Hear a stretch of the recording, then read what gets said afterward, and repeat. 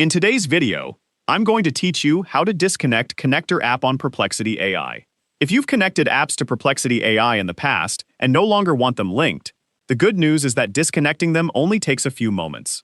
Connectors are simply apps or services that you've allowed Perplexity AI to work with, such as Gmail, Google Drive, Canva, Google Ads, Calendar, and many others.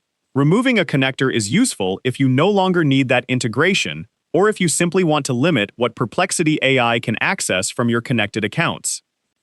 To get started, open Perplexity AI and make sure you're signed into the account where the connector is currently linked. Once you're on the main screen, look for the Customize option and select it to open your account customization settings. Inside the Customize section, navigate to Connectors. This is where you'll find all of the available integrations that Perplexity AI supports. Since you're looking for a connector that's already linked, use the filter and choose Connected. This makes it much easier to find only the apps that are currently connected instead of scrolling through the complete list. After applying the filter, you'll see the connector that's linked to your account. Select the connector that you want to remove. This will open a small pop-up window with additional options for that specific connection. In the pop-up, locate the three-dot menu and select it to reveal more actions.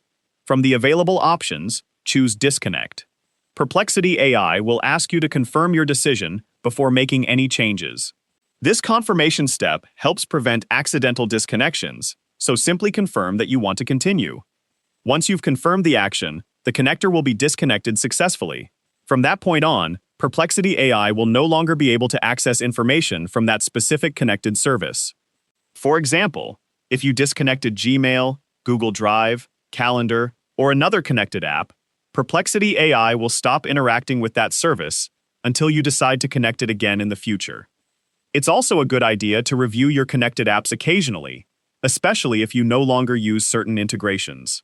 Keeping only the connectors you actively need can help you better manage your account and keep your connected services organized.